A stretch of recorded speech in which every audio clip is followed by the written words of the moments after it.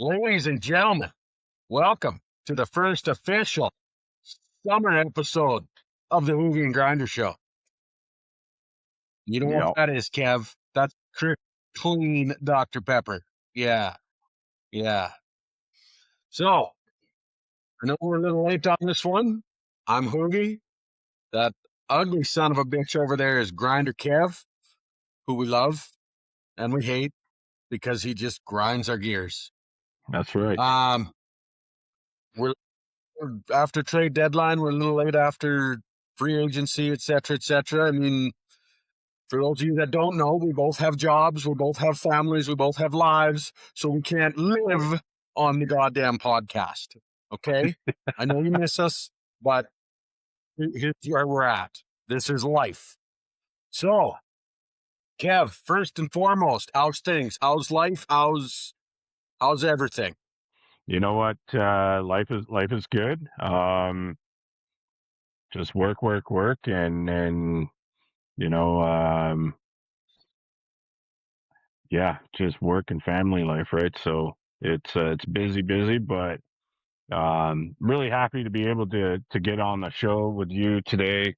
Um, it's going to be our only one until probably closer to the beginning of preseason. But man, we got a lot to talk about on this episode. So I'm doing well. I know you're doing well. We talk quite a bit. I know that we wanted to get on this a little sooner for all you guys, probably a couple days after the trade free agency open. Matt had a wedding to go to. I had work as well. So, but we're here, and there's a lot to talk about our Oilers. So, Matt, why don't you do what you do best and lead the show here? All right, buddy. Well, I mean, the biggest controversial thing we're going to talk about today, Kev, probably is the hiring of our new coach. Let's Yeah, get right into that. Mr. yeah, Mr. Mike Babcock is in town.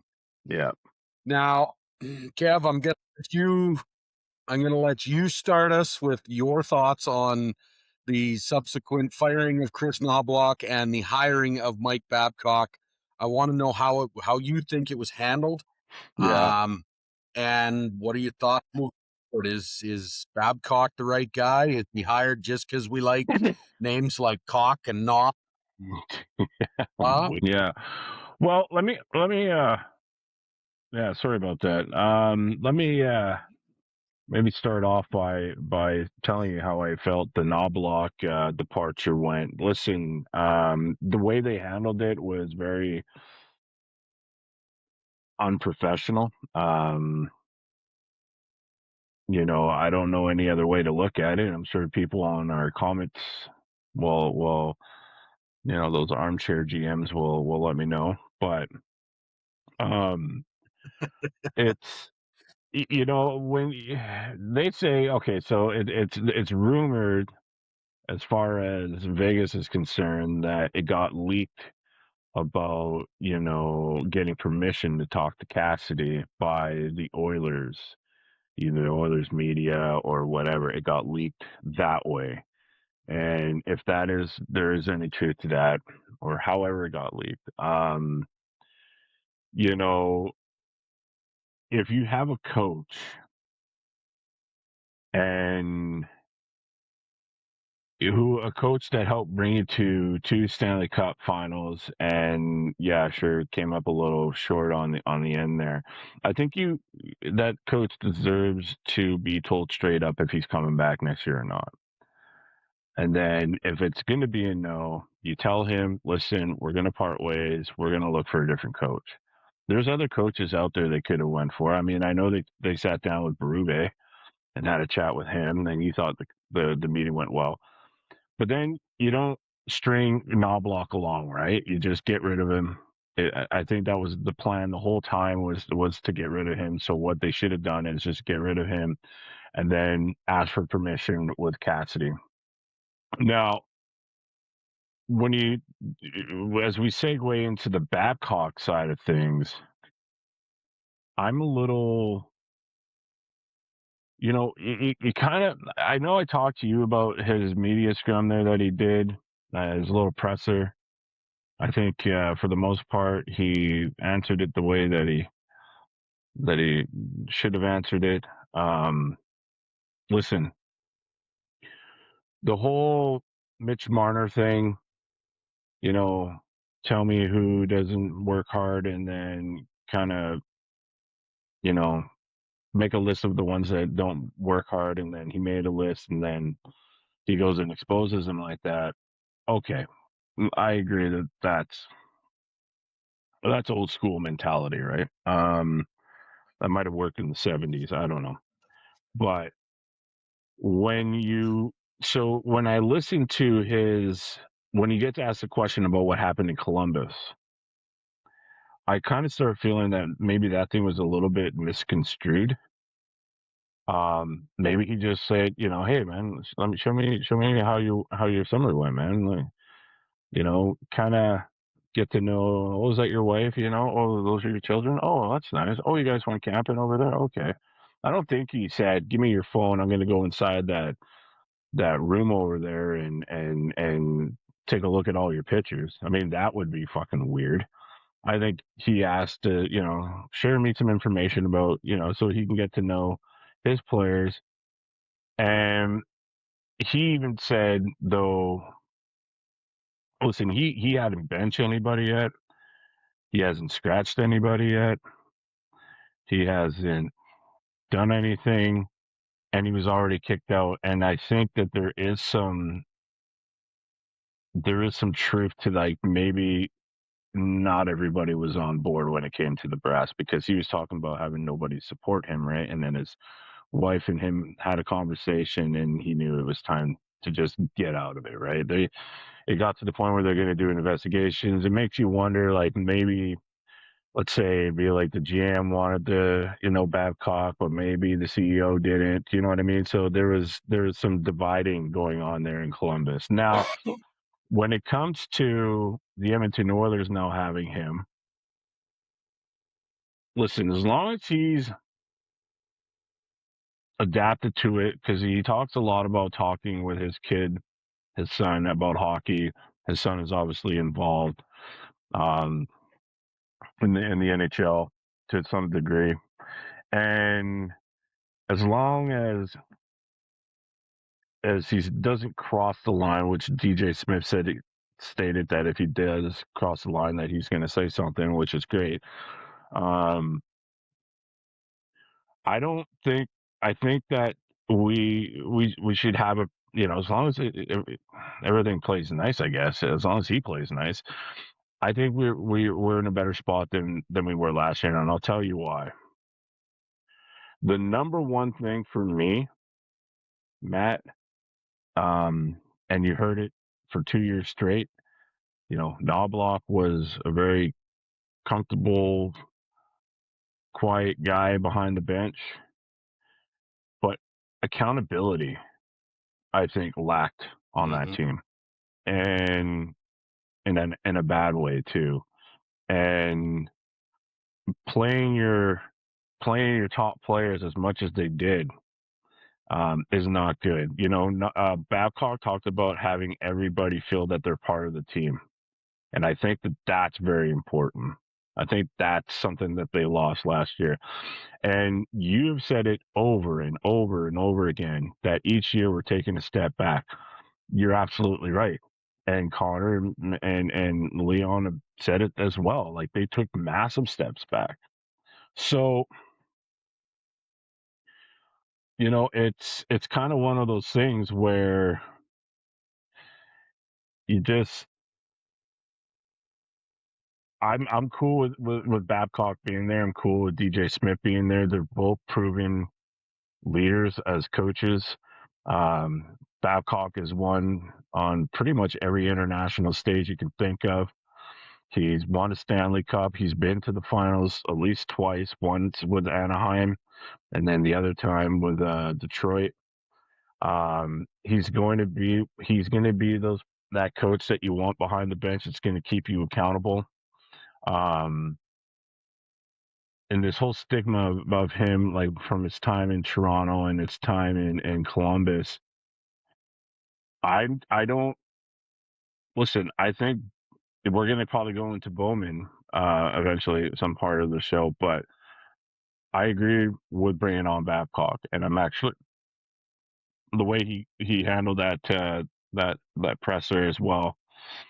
Um, I'm gonna give him a chance, man.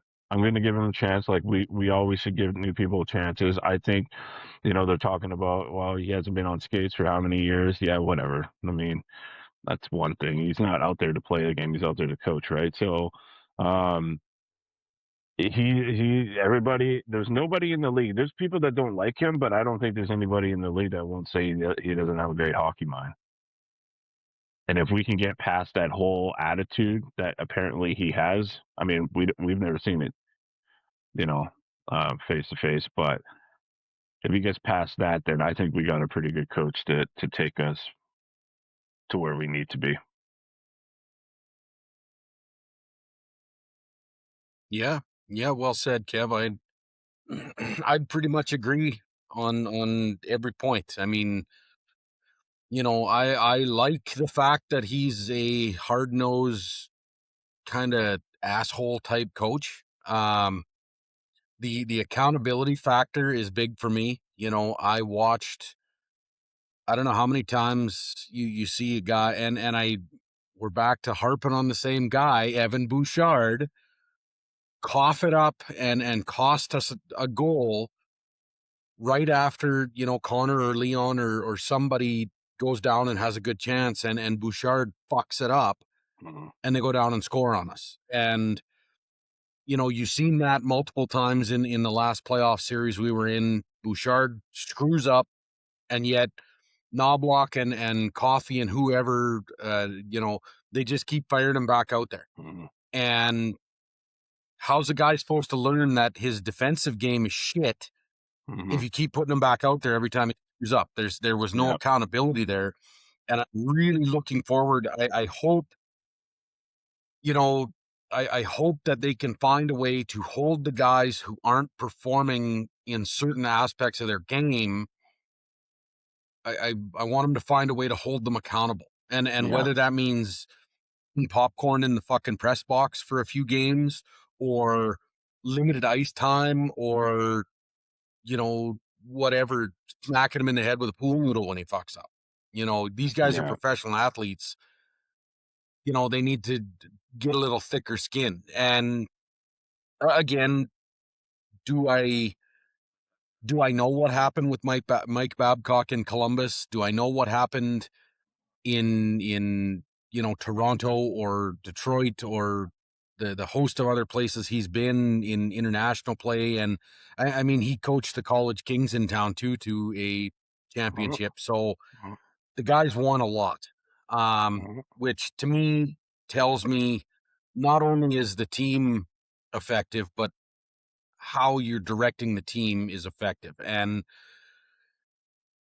yeah, I'm excited to see what he can do. Um, I hope we can take a step forward again. Just through coaching decisions made inside the game. Um, Mhm. we seen it in the Anaheim series. Joel Quenneville, who is a long tenured coach in the NHL, same as Mike Mhm. Babcock is, he did shit that just screwed Chris Knobloch right up, Yeah. and Knobloch could keep up. Now, like you said, Kev, when it came to the dismissal of Chris Knobloch, I think Stan Bowman handled it wrong. Mhm. Um, it should have been a direct rip the band-aid off. Chris, we love you. Thanks for doing what you done. We're going in a different direction. Here's the check for the rest of your contract. Get the fuck out of my office. It's that simple. It's easier to take. I mean, I feel bad for Knobloch because, what if he's like sitting at a bar and he's watching TV and, oh yeah, the Oilers have hired Mike Babcock, and Knobloch's like, man, I got my practice sheet here, getting ready to go see what drills I was going to do tomorrow. Like, it was handled wrong, and that's kind of egg on the face on. Well, I mean, ultimately, Stan Bowman is the GM, and it's his Mhm. job. So that was a mistake. I think regardless whether Knobloch was good or not, that's up for your opinions. Mhm. But he deserved better than what he got. Oh yeah, So yeah, and but no, the other I'm excited about Babcock. yeah, the other thing too, I think is interesting. I like how Babcock handled everything. Um, Mm, he did have a yes, chat. He did have a chat with Zach Hyman where he has a good relationship with. He talked to Leon Draisaitl. He talked to Connor McDavid, and Babcock was straight up honest with both of them, and you can see it in the Ryan Rashad, interviews or whatever with Connor and what he had for writing on the Babcock situation, as well as other reporters, is that when he sat down with Connor and he sat down with Leon and Zach, he was very forthcoming on everything. Like he would tell them, like, you know, these plays that you did, like he would give them their flowers, but then he would also say to them, yeah, also the reason why you guys didn't get past Anaheim, you're to blame as well because of how you handled this or yeah, how you handled this play. Like he watched a lot of the Oilers hockey games too, and I think that was music to Connor's ears because he hasn't had a coach like somebody he hasn't had a coach like that for some time. I mean, Tippett is pretty passive aggressive, and then Woody's passive aggressive. McClellan passive aggressive to a certain level. Like you didn't have that hard nosed biting kind of coach since he's been there. Maybe Hitchcock for like the last 3 months of one season might have been the closest that he would have to a hard nosed coach.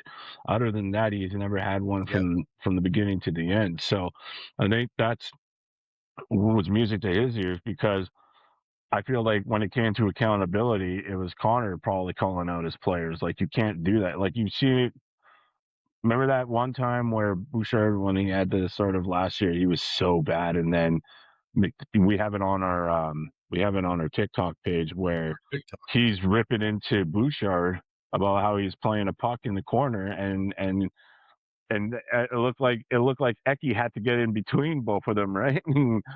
Maybe calm it down a little bit.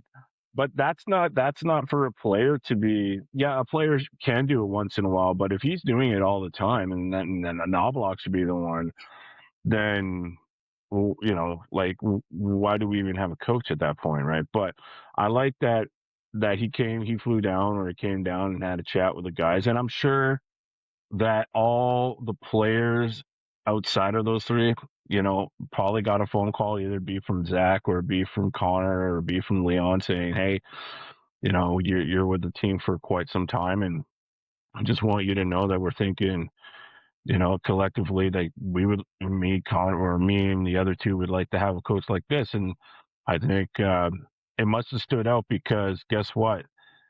Um, we were able to re-sign some players that we desperately need on our team, and also bring on a player that we desperately need on our team. And like, Mhm. obviously Murphy was on board with it. Dickinson was on board with it, and Colton Dock was on board with it, and Doc then was on board with it. Yep. Ryan Shea came from Pittsburgh, so he's on board with it. And these are good players. Casper Uh, Kapanen re-signing. yeah, Kasperi Kapanen re-signing. Kasperi Kapanen's best season in his career in the NHL was under Mike Babcock. So could you imagine Mhm. what that's going to do? Like, it could re-spark him again, right? Because I remember when he came back from injury last year, man, you were happier than pig and shit with his performance because he was fucking dipsy He daddling lit it around up, man. everybody. Oh yeah.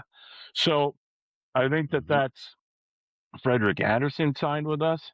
I mean, he's Yep. he's worked on him too, right? So So his best years in the NHL were under Mike Babcock as well absolutely. So I mean, in Toronto. so Yes. this whole stigma of people saying like, oh, the players aren't going to want to come to Edmonton because Babcock's there. I think that's horseshit. I think players, um, depending on, I mean, there's probably a few players out there to be like, nah, they're like the Patrick Laines of the league where they're all fucking sniveling little bitches. Like But Mike fucking Commodore. Yeah, That Mike fucking Conk. guy needs to let it go, man. Mike Uh, Con Conk. holy. Don't get me You see started some on. of his tweets and stuff, and you're going, man, that Babcock is living rent free under that greasy red afro. Let me tell you. Uh, he. You know what? Commodore he has a sickness. It's called gingivitis. He's Hey, Kev, we know a redheaded fucking guy like that too, don't yeah, we? yeah, it's snaggletooth. Or knew Um, maybe. I don't know. I don't know him, but knew him. but anyways, back to what we were talking about there. Um, yeah, I mean, I'm cool with it, and I'm looking forward to it. And you know what, well, let's get way into some other stuff. Um, I'm actually really excited for the next year, just with what we have right now. Like I know I've asked you this question before. I've said it on the Dill Pickle Hockey Show. I've said it on other people's lives as well. I'm right as of right now. I'm okay with what we have for a team to go into next year. If we don't make another move and we don't get like the Tarasenkos of the world, I'm okay with it because I think we've gotten better. We Bowman Bowman obviously surprised a lot of people. I think Bowman, as it stands, is in a lot of Oiler fans' good books. I mean, for him to get rid of Nurse's contract and still bring back a good prospect, and then also a player that should have probably have an opportunity in McAdoodlin or however you say his name, um, in San I Jose. don't know. I was like Bowman. First off, you didn't retain shit, and then you got two players to come back, and he's a big. What is he? 6'2", 6'4" defenseman that has a really good He goes first pass. big. Yeah, plays. I guess he plays kind of mean, and a player that you would probably like because you like those big, tall, fucking mean dudes like the Prongers of the world. I'm not saying he's gonna be Pronger, but kid's got some upside to Mhm. him, right? And you know what? He's also going to make other people work. Like I know you and I are good fans of Alex Regula. Um, Yep. Statsny. There's another one. He resigned. Statsny resigned. He's going to push those guys for that seventh spot, right? So um, Ask me resign. I really like what Bowman did with that trade, but I also like how Bowman is setting people up to compete against each other. Like, look what he did with the goaltending.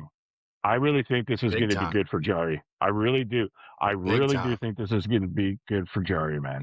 I think he's looking like, okay, I got one guy off to the left of me who's kind of like an up and coming, and then I got another guy over to the left of me who's won the Stanley Cup just last year. He's older, but these guys are going to make me have to play good because I make way more than both of them. And let's face it, these two goaltenders are better than me right now. Yep. So I think that competition, I like what Bowman did there. I think he's like, okay, our D needs to be better. You've said that over and over again. That's why I like the Ryan Shea coming in because Ryan Shea to me is a good replacement for what we lost in Kulak. And Ryan Shea had a really good year last year. And I think under a coach like Babcock, he can excel as well. So I'm really happy to see that he jumped on board with us. But he's keeping people, you know, and the other thing too is he's getting these like really good salaries. Like Dickinson was a good salary, a good term. Murphy was a good salary, a good term. Colton Dock Mhm. was a good salary, good term. Like he's not doing like the Hollands. I mean, yeah, sure. I think all of us Oiler fans have probably got through to him. Like, don't do another Frederick signing like that ever again. And so now he's kind of like, okay, he's got this cap Yep. space, but he's spending it wisely in the sense of doing that. The other thing too is, isn't it great to have Colton Dock back with us? Because I really feel that Colton Dock is going to help get the best out of Trent Frederick. Because I think those two guys, if you get them to play, like if you get Colton Dock to play the mean game that he plays, but also get the Beantown fucking Trent Frederick, you know what I mean? The Boston Beantown Trent Frederick to finally break out of his shell Yep. and do that in Edmonton like it's going to be great, right? So maybe we need another tough guy. I don't know. Bottom six still needs to be kind of figured out, I think. Um, but yeah, I'm kind of rambling on here, but yeah, just let's just keep going. What are your thoughts so far? Well, I was happy with free agency. We signed some good pieces. Um, and the now let me start all this. So the biggest trade that we seen out of the Oilers camp was obviously Darnell Nurse and his albatross contract to the Sharks. Now, I didn't hate Darnell Nurse. I hated Darnell Nurse's contract.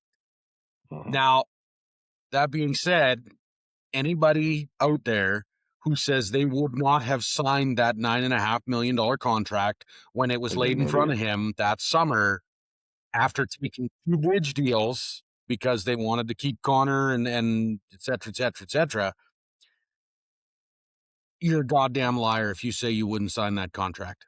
You're a Yeah. damn liar. Um, oh no, I've seen people on TikTok and Facebook groups and all over the internet. Oh no, I wouldn't have signed 9.5. I'd have signed 4 just because. And no, you wouldn't have. No, you Yeah. wouldn't have. You would not have left $5 million on the table like Connor did after you've already done it once. Yeah. And again, I am still shocked that Connor left that kind of money on the table. And you know, good on them. They're good dudes for doing that. And Yeah. I'm like I said, I didn't hate Darnell Nurse in a capacity like I think there was a place for him on this team, but you cannot put a $9.5 million defenseman in the seventh defense spot without taking some heat from the fans and not pushing him to grow his game. Yeah. Um, it's yes, he was underperforming value wise for his contract. There's no question about it. And he's been consistently underperforming since he signed that contract. Yeah. But if you have Darnell Nurse mix at $4 million, Yeah. I bet he doesn't get traded up down. I bet. Um, you know, it is what it is at that point, and we got a pretty healthy return for him. I think these guys are, they're well, we'll see what they can do, right? I mean, they're going to come into camp and they're going to compete, and that's good for everybody on the team. When Darnell Nurse got mixed in with I believe they called them the core group of players Hmm. in Connor McDavid and Nuge and Nurse and Bouchard, and I think that might have went to his head a little bit, Yeah. and it's I wish him well. I hope he does. I hope he does well and finds his game in San Jose, because when we drafted him, you know how fucking hyped I was for this guy. Yeah. Like honestly, I thought Darnell Nurse was going to be the next fucking Chris Pronger. I really Yeah. did, Yeah. because he has all the tools to do it, Yeah. and just lack of development and it is what it is. So I hope he refines his game, and I wish him success. Not more than the Oilers, but I wish him success. Yeah, I think Um, the other thing too, though, is okay. We could talk about, yeah, sure, okay. The contract was, yeah. I agree with everything you said about the contract. If you're gonna put 9.5 or 25 or whatever in front of somebody, and you don't sign it because you don't think you're worth that, you're a freaking idiot, right? Like you take what you can. You need to yep. provide for your family. You got to. Um, Here's the one thing that I am going to miss, and I guess my question to you is like you've played defense when you're growing up. Um, Yeah. the one thing that I think you will agree with me on that we're probably going to miss from Darnell Nurse is that he did log a lot of minutes. So when you take a player like that out, looking at your team right now, okay, the team that you have, Matt, who are you looking to give the opportunity to get more playing time? Would it be a Murphy? Would it be a Ryan Shea or Well, would it, like how would you handle a guy? Because listen, yeah, he made some mistakes. He didn't fuck up every time he went out coach, on the ice, and so you know how do he you did how play do a you lot do it? of minutes. Yeah, you're right. Well, I think Connor Murphy is a natural slide into that spot. Um, One thing that I am a little worried about is Matthias Ekholm. I still, with the roster we have right now, Kev, I still don't think we have a Stanley Cup contender defense. I Mhm. don't. Do I think we're better than we were? I'd say we're about the same. I mean, depending on the development of Evan Bouchard through the summer, and I mean, I hope to hell like his bell isn't fucking rung and it's a career ender when he got hit in the Worlds there. Yeah, yeah, Um, fuck, but yeah, that was good. You never want to see a guy hurt. Much as I don't like his game, you never want to see a guy hurt. So yeah, yeah. I hope Bouchard recovers well. Mm. Um, Now, I would expect that Jake Wallman needs to take a big step this year. He had some pretty large screw ups last year, and now that he's on that $7 million contract, um, it's time. It's time to Yeah, step up. yeah. And Murphy, I think, is going to eat up a lot of those minutes. Like Ryan Shea, he will eat up not a lot of minutes, but he's the type of guy who could get in there and do that. And I think it's going to be spread out across those three: Murphy, Wallman, and Ryan Shea.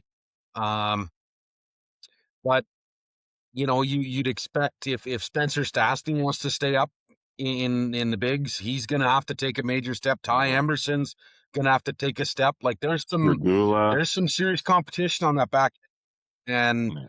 I wouldn't be surprised to see them really roll through some stuff in the not only in the preseason, but Well, into the first, 10, 12 games of the season. I expect the blender to be out with those defensive pairings a lot.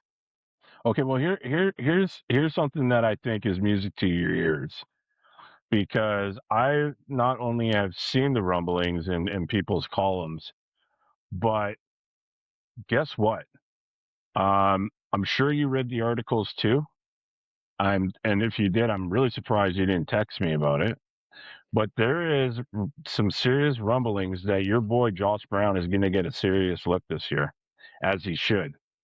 Um, I guess It should. he is the type of defenseman that Babcock is a big fan of. Babcock does like Josh Hmm. Brown. He plays that gritty that you're missing. You get Josh Brown to come up and play those hard minutes. I think that you can maybe he can help kind of alleviate some of the minutes that you're losing from Darnell Nurse, right? He has played really good in the AHL. Last season, me and you were both surprised he didn't make the Yeah, team because he had a really good preseason.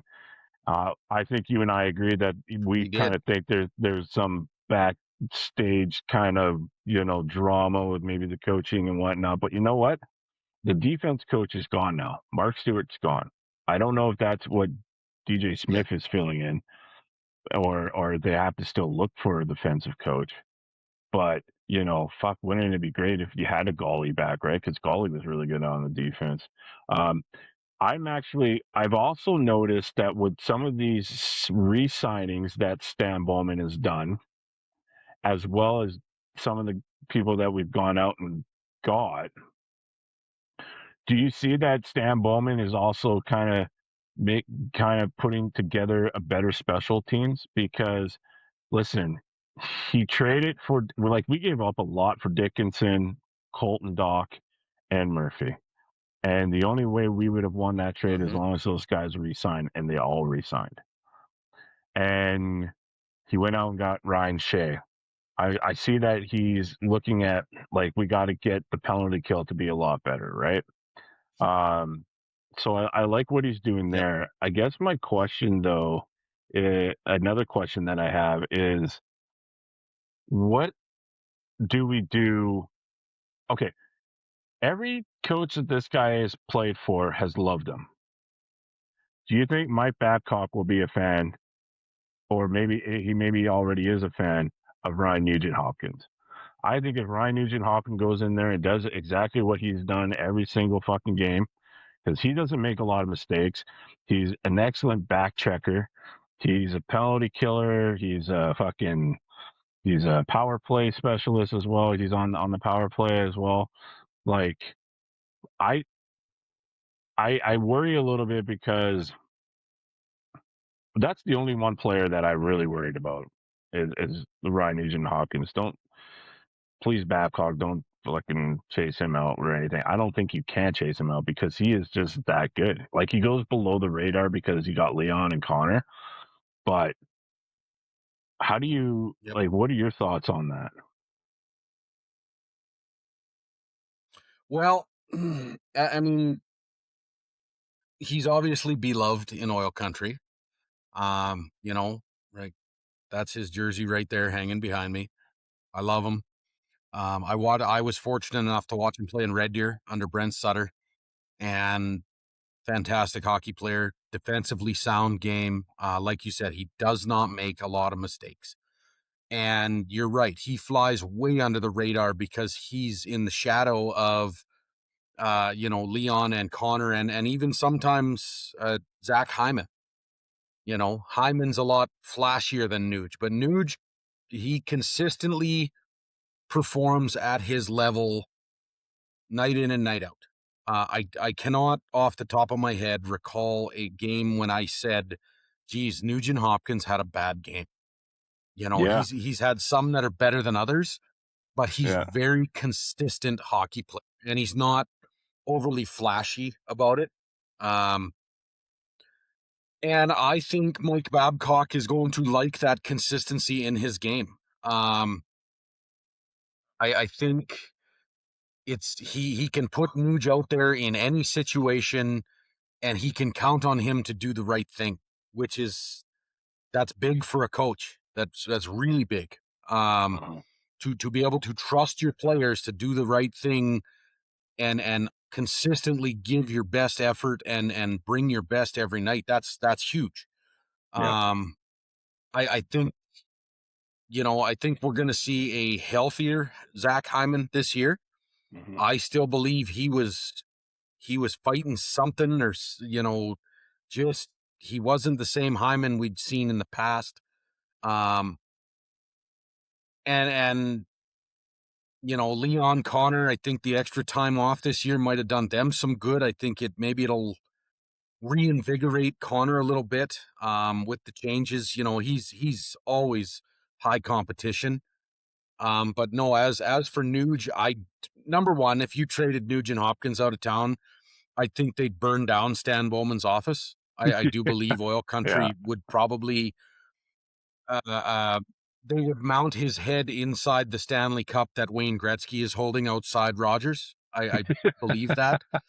Um, and Nuge is much like Ryan Smith. You remember when Ryan Smith got traded away, and I honestly thought they were going to hunt down Kevin Lowe and that whole management team. And they were tearing down street signs. And I mean, Edmonton doesn't riot when we lose in the Stanley Cup final. We riot when fan favorites get traded out of town. Yeah. And this team is famous for it. Like that guy right there. I'm Yeah. surprised Peter Pocklington was ever able to show his face in Western Canada again. I really am. I still know people pissed off about that, Yeah. and I don't blame them.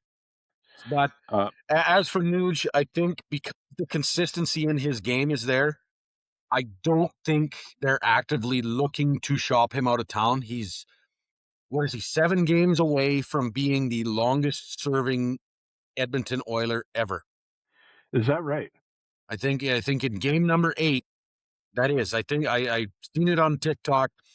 He's got 7 games to go before he passes, I believe it's Kevin Lowe for most games played in an Oilers uniform.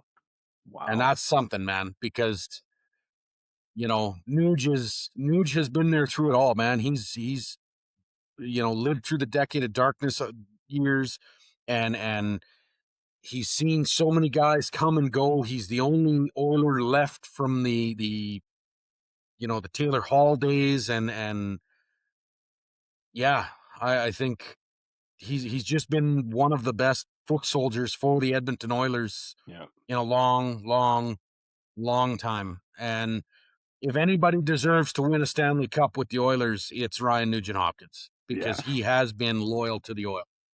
Yeah. Well, if we were to win a Stanley Cup, I'd be more proud of him. I'd be proud of everybody, but I'd be obviously a little bit more proud because we've been beside Nudes the whole time, right? So, Yeah. I got a Yep. question here. I got a question here that we're gonna get off the old Oilers bandwagon. Let's take a look around the league here.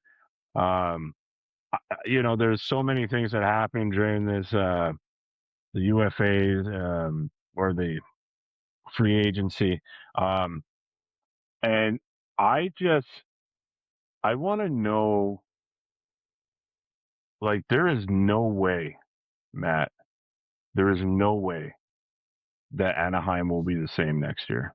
They've lost so many of their players. They traded away McTavish. Uh, their captain is now in Florida. They traded him away. Um, they lost Truba. They lost, man, who else did they lose? They lost a lot of people. Their team Much. does not look the same at all. They almost lost Leo Carlson to an offer letter or an offer sheet. No, but Um, sheet, yeah, yeah. and it's like players. There were some other players too, and I apologize, I can't remember who they were, but they were decent players as well. Fuck, I can't believe it's skipping my mind. But you wonder, like, okay, what happened here? You guys were trending in the right direction. You guys have been wanting to trend in this direction for so long. You guys made it to the Stanley Cup, your playoffs, and you got past the Oilers of all teams, got into the second round, and did the best that you could there too. I think they were up against Colorado, which would have been, that would have been hard too. Where no, Yeah, they've been up against sorry, Colorado they for no, they went up sure against not. Vegas. They went up against Vegas. That's who they went up against, and then Vegas obviously went right to the Stanley Cup finals. But the thing is that, like, I'm looking at some of these teams that are making their trades were not able to resign. Like New Jersey New Jersey actually got a good return on Markstrom because they have to try to be cap compliant eventually, and they don't have Evan Rodriguez. Rodriguez is gone now, and Boves, Jasper Boves, is gone now. Um, you know, and they got Markstrom. Although I don't think Markstrom is going to be your answer for losing Bobrovsky. Uh, I just, like, if everybody's talking about No, no. Florida being a powerhouse, and I'm like, not with Markstrom in that. Like, I don't believe that. Florida is going to be a sideshow. Let's face it. I mean, you have both of the Kachuk brothers there. You have Brad Marchand. You have Radko Gudas.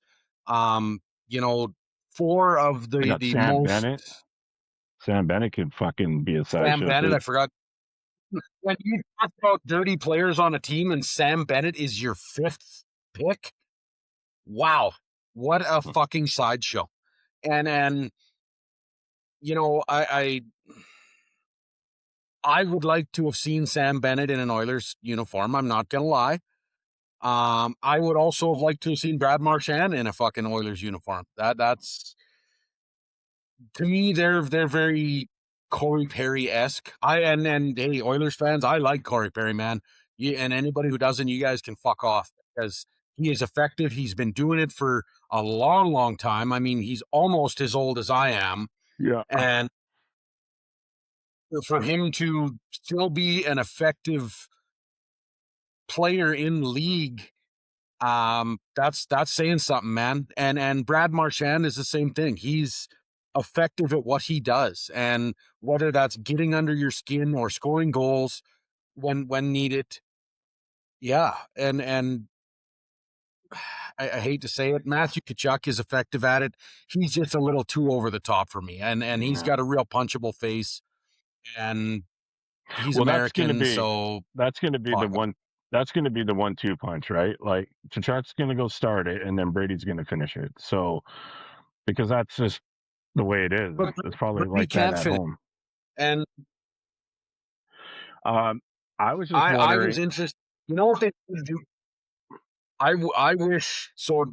Obviously, you've heard the shit that they said on their podcast about Brady's team and old loudmouth dad there, Keith. He comes in and spouts off about some shit, and pretty soon Brady's headed out of town to go join his brother in Florida because Mm, nobody else will fucking have him. mm. I would like to see like a Netflix or a Prime documentary, you know, inside the NHL, that sort of thing, of how the dynamic in that dressing room in Ottawa was after all that shit came out. Oh, right. Yeah. Because I think that Brady is just as toxic as you think he is. I would bet on it. Mm. And hey, that could be Because a lot of toxicity going into Florida, right? Maybe because that's a lot of egos. absolutely, That's a lot of egos going into oh, one big, dressing room. yeah, So big that time, and I can destroy it, right? well, and So and it's going to be interesting, man. I mean, now you could also argue, Kev, that the team that the Oilers lost to in the finals took a larger step backwards than the Oilers did last year too, because Florida didn't even make the dance. they didn't make the dance, but And no, and but I mean, granted, okay, they had a lot of injuries. They played a lot of hockey the previous 3 years, right? I mean, Bobrovsky's, he's been ridden like a old rented fucking mule. So, I can kind of see why they would have missed, but you could say they took a larger step back than our Oilers, which I don't hate. I'm not gonna lie. yeah, but I also look. It's funny that you bring that up because like us losing in the first round, them not making the playoffs. These are the two teams I think like you said, played a lot of hockey in the last 3 years. And Yep, hey, let's face it, maybe it's a when I think about being kicked out or if we didn't make the playoffs, I'm like, okay, you know what, this my team, my Oilers do need a reset. They need a reset from like, you know, take a look at the coaching, take a look at Darnell Nurse and the trades and the which and get the right coaches in, get the right pieces in, don't spend too much money, which is everything they're doing right now. And you know what, yep, guys? I yeah, sure, it was a shitty year last year, and you guys took a massive step backwards. Um, but now it looks like okay, management heard you. Bowman is doing his part, right? Um, and it's just just reset, enjoy your summer holidays, and then when it comes back, it's time for the grind. The other thing too is, yep. here's a question for you, man. I know you're not a big, you know, fan of Pizza the Hut, Bob Stauffer, but did you hear that he was asked a question about McDavid resigning, and he said that he is very confident that he will resign for 7 years? Well, I think Connor McDavid and his agent don't. They play everything close to the vest, and let's face it, if the second that Connor McDavid wants out, there will be 31 teams lined up to give him whatever the fuck that guy wants, whatever they want. And the Oilers could pretty much demand a king's ransom from him Hmm. for him. not from him, for him. Now, old Stoff, as much as I like Bob, he's been around the Oilers since Christ was a cowboy, and he knows his shit. He likes the same type of players I like. I do have a tough time believing stuff like that, Mm-hmm. in the fact that this team could look totally different in 2 years. Yeah. And we could flush it all down the fucking drain and miss the playoffs, and who knows, right? I'm not saying that's going to happen. I'm not saying it's not going to happen. But I think Connor will look at that when Connor's ready to look at that. I don't think there is any discussion of him re-signing in Edmonton right now. And I think he has told management when he re-upped for those short term, I think he told him, okay, this is your fucking window. And if you can't keep getting me this close or actually get it, then I'm gonna seriously have to consider leaving.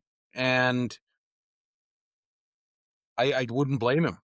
As much as I'd love to see him sign in Edmonton and be like Sidney Crosby and play his entire career here, I would not blame Connor McDavid if the team trends backwards or doesn't take a significant step forward. I would not blame Connor for wanting to weigh his options. Well, And the thing is, go ahead. um, is I think everybody right now between McDavid's camp and the Oilers camp, you know, before he signed his short-term extension, you could see I believe there was a lot of dialogue. I believe there was a lot of talks. I believe there was a lot of talks with McDavid, saying like, where do you think this is going? What direction? Blah, blah, blah. And I think Stan Bowman, for the most part, was like, well, Yep. this is going to be like my first year behind the realm where I've seen enough now. I need to put things into motion, but I- like I think he might have told him like like there are going to be some changes. I'm kind of cap compliant right now, or cap strapped, if you will. So I can't really do Yeah, too I would much agree. until next year. And I think he probably sold him on like you got to give me at most, To you make got up with. one more year left on this contract, but I need at least another 2 more years at the least to really show you that what Yep. we're doing. And I look at what Bowman has done now, because now he made that trade and he's spending the money wisely. He's making trades. We're losing draft Yep. capital. However, we're resigning guys that and he's starting to put those pieces in place.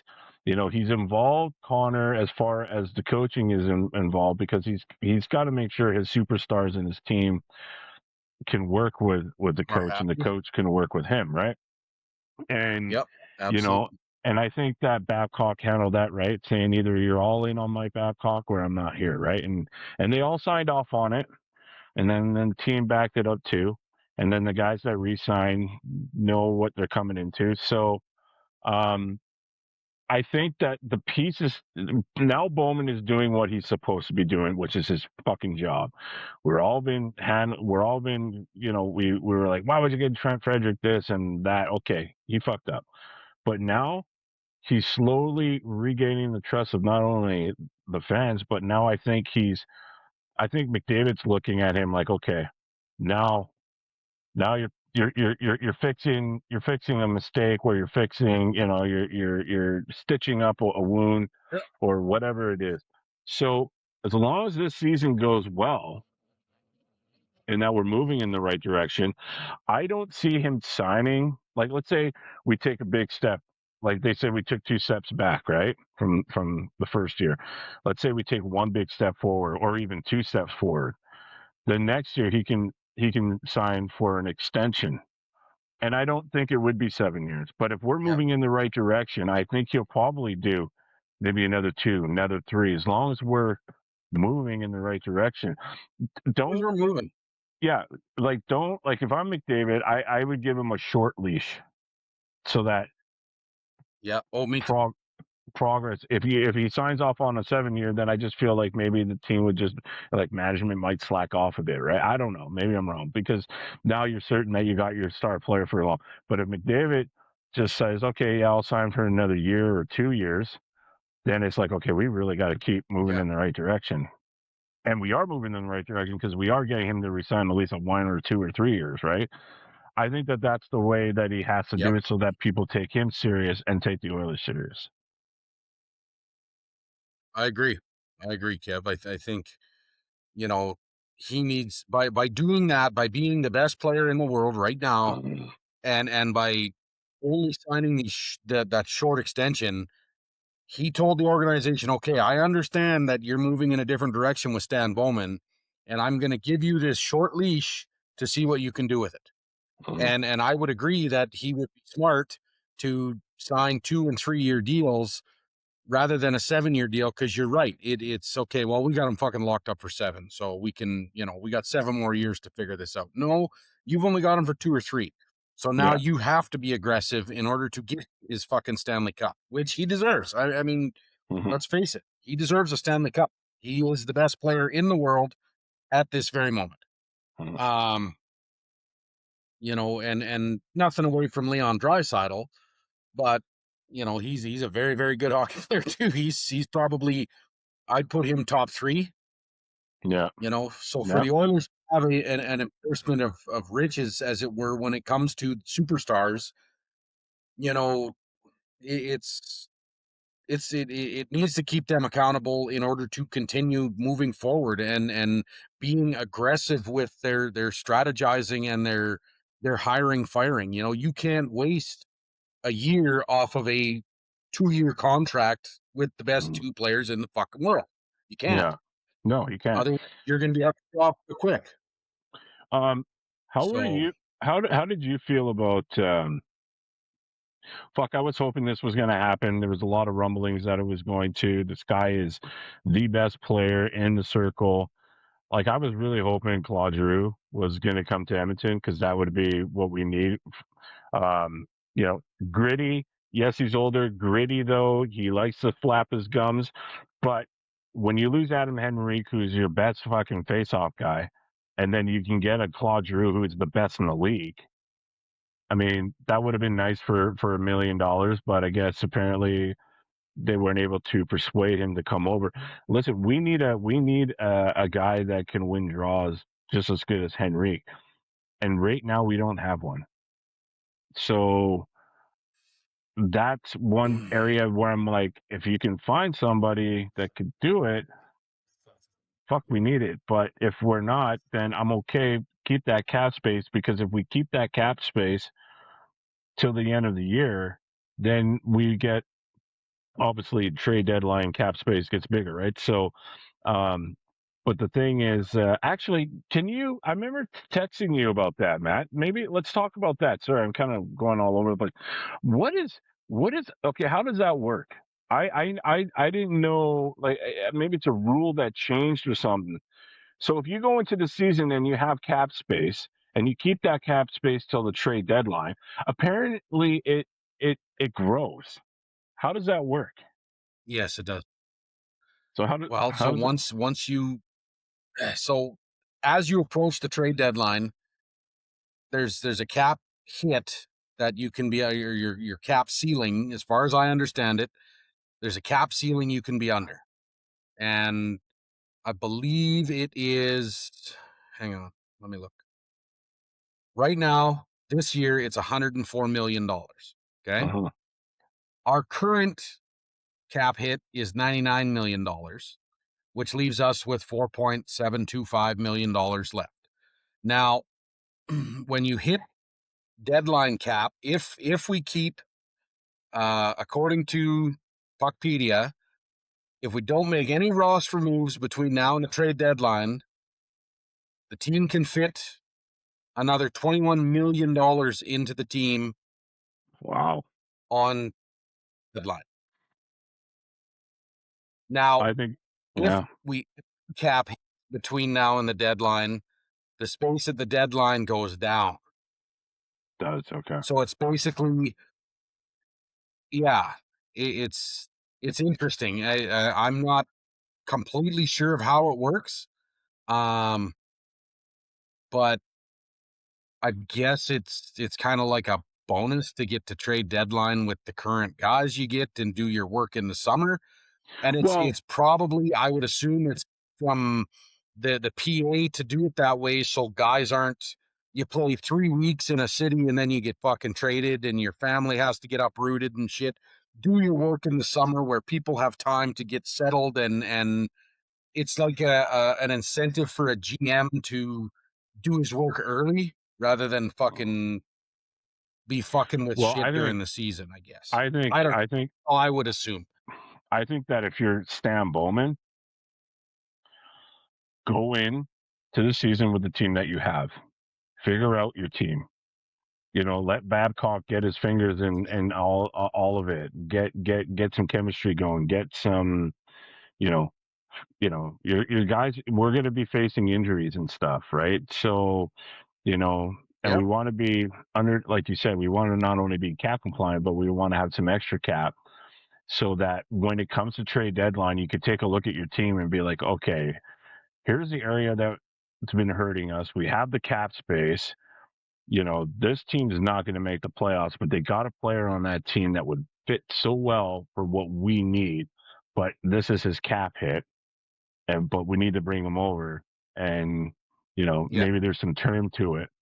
And then you give up whatever you give. Like if it's a big enough contract where the guys, he's just like a Darnell Nurse. He's just in a wrong. It's not a fit, right? But if he's on a team where the Yeah. fit is, Yeah. maybe you take the whole contract and not have to give up anything, sort of like what San Jose did, right? So, or maybe you have to give up, some prospects or draft capital, which we don't really have any. Um, but you give that up. So I think Stan Bowman should just stand pat with what he has here. Let's see what Babcock can do to get the best out of his players. And just if you have to massage things as you go with what you have down in the minors, and whatever. We got some good guys in the minors. We got the Isaac Howards of the worlds. We got the Quinn Hudsons. We got Josh Josh Szymanski. I think is gonna have a good Connor year, right? Clattenburg, Ian Todd Hudson. and Clattenburg. Yeah, yeah. So I don't know if you agree with me, but I think if Sam Bowman turned around and said, I think we're done for this for the off season. I'm going to go to Kelowna and fucking ride the boats and freak out, and scare and discuss like teenage Benny boppers on the lake. Then I'd be okay with that because I think that he should just go in with Kev, what he has right now. why are you harassing teenagers at the fucking beach? Why are you harassing teenagers at the beach?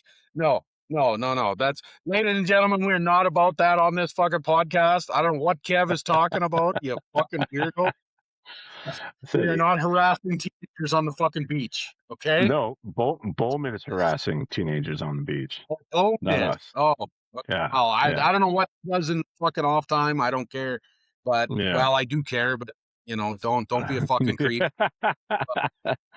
But No, yeah, I'm back to the thing though. I think he should just stand pat with the cap space he has. I think he did what he needed to do to at least start putting this pieces into the right direction to keep kind of Connor and everybody else happy, and the fans happy as well, and just kind of stand pat and then use that cap space when you need to when you get closer to, because they're going to make the playoffs, and and make the changes there. Or if something significant were to happen, and God forbid that to happen, I mean, that's nice to have that extra 4 million there because Frederick Anderson's been known to get injured, right? mhm. So. And the goalie tandem. There's another thing. Like, how many games would you be happy to get out of Frederick Anderson, Jari, and Levi? I would Look, like to yeah, see. Yeah. I'm thinking now. My question right now, with how Jari performed last year, does he have to earn that spot back as a starter? Yes. Yes, he does. Well, you start Frederick Anderson. Yeah, without Okay. question. Now, Without okay. Because I mean, you have 5.3 sitting on the bench, watching 1 million start the games. That's I don't know. And I mean, we talked about the Jari trade quite a bit last year, and didn't think it was a good move, but it But is listen, what it is. they're You're running stuck three right now. goalies this year. They're running three goalies Yeah, this there's year. Devin Levi, and who knows? Maybe Devin Levi pulls a fucking Jordan Binnington and comes in and plays just ridiculous for the rest of the season. Who knows?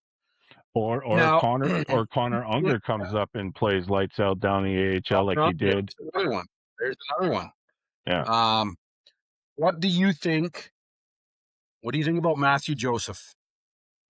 Okay, that's an interesting one. So he came over from LA, right? I think he was playing on LA. Yeah. I don't know enough about No, him to he really. came from, What's was that? it LA? I thought it was LA. Oh, yeah, you're right. LA. Yeah, you're right. He only I played don't 12 know games last year, though. I don't know him well enough to really give you an honest But answer. Is he a gritty? Is he kind of in your face and wants to get in your head kind of player? Like what kind of player is he? to me, from what I remember him playing on Tampa Bay, he was kind of he was a get in your face kind of almost like a Brad Marchand light. He didn't have the Oh, scoring touch like Brad Marchand, but he was a kind of a rat fucking greasy little annoying asshole. So now I think um they're trying to replace what's his name? We signed him last year. He played for Calgary before oh, Curtis and he Lazar, didn't work out. Curtis Lazar, Curtis Lazar No, no, not Curtis Lismore. No. Um played for Calgary. oh, he was a fucking pest in Calgary that we hated and we signed him. What the fuck was his name? Oh, Manji Pawnee. Yes. Yes, very similar to Andrew Mangiapane. Okay. Um I think they're trying to replace that portion. Which to me, like I don't know. I don't think Matthew Joseph is a solid fourth line hockey player, which is where they probably have him slotted. Um, he's $1 million and hopefully he can make a big difference. Don't know. Um, Well, but that's now just the it. other thing, Like he's not a big risk, right? Like he's not money wise. He's not no, a he's big not a risk. big risk, but yeah. I mean, now my next question: do you think we're gonna miss Jack Roslovic?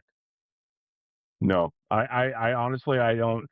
To No. me, he's like Mr. October. Like he comes flying out of the gate, and then if he gets injured, then he's just. You remember when you're talking about Nugent Hawkins and it being about consistent, and he's about as consistent as he can get. Consistency, yeah, yeah, Yeah, absolutely. that's like Jack Roslovic wanted $4 million, I think, a year, and to me, that would be too much for a guy that will only come and play when he wants to. That's the kind of mentality I felt about him. Fair. Um, That's fair. so I wasn't overly upset about losing him. There's some Okay. players that we got, especially down south, that want to make this team. I think that I really would like to see, the Quinn Hudsons and Isaac Howards of the world to take the next step. Um, I think Quinn Hudson probably will do Yeah, it before Isaac Howard, but and they're shooters, they're scorers, right? And they're just not that big of a ticket. So yeah, yeah. I don't know. When I look at this projected lineup, Kev, or the what we have,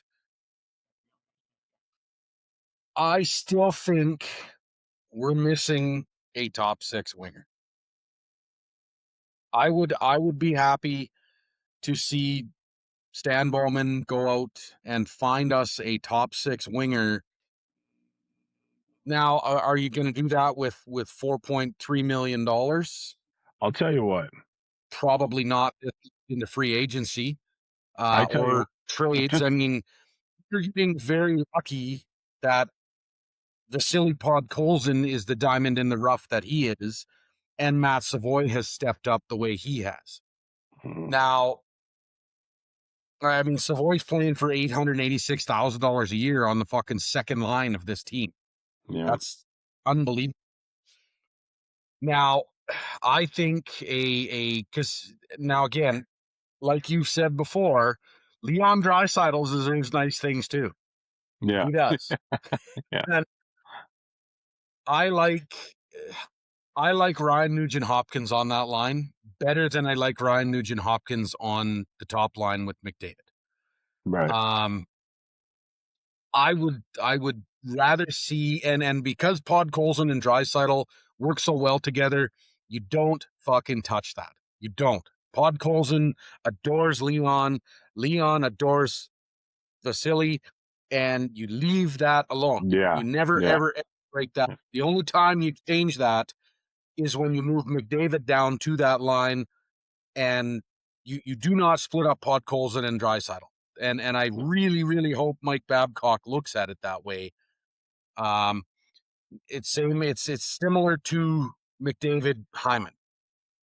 And I feel like Nugent Hopkins, while he can set in either of those, he can be either the number 1 line winger or the number 2 line winger. I think he's a better fit on the number 2 line winger. I would like to see somebody, and now there's like Patrick Kane was talked about this year, Claude Giroux. Tarasenko. Um, it's see, does Tarasenko though? He would be the natural shooter that McDavid would find, same as Yeah. Leon Draisaitl. But are you going to get Vladimir Tarasenko for $4.3 million? Yeah. Apparently, his last contract was 3 something, and there was I was on a live yesterday where this one guy said, "Yeah, I don't think they're going after Tarasenko because Tarasenko wants 7 million." And then everybody called him crazy. They're like, "There's no way he's asking for 7 fucking million. He made 3 million last year."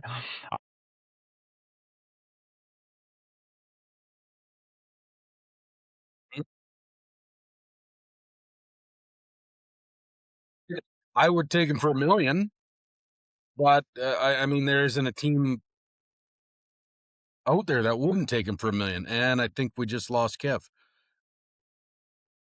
We want to give a farewell to our fan favorite Calvin Big Dick Picks. He moved on. The organization moved on from him. He was a really, really good foot soldier for the Oilers, so we wish him the best. Yeah, other than that, there wasn't much more we were going to talk about because old Kev, he's pretty uptight about his timelines. I don't know why, but he's late for everything and doesn't seem to watch the clock. So, but that's okay. Um, we are brought to you by Slapstick Decals and Stickers for all your decals, stickers, and t-shirts, hoodies, lampshades, car fucking bumper stickers. Get at them. Call Rob at 403-505-9693 or get at him on Facebook. Tell him Hougie and Grinder sent you, specifically Hougie, because he probably likes me better. And yeah, other than that, ladies and gentlemen, as Kev would say, and our good friend Red Green, keep your stick on the ice. And until next time, we will catch you later.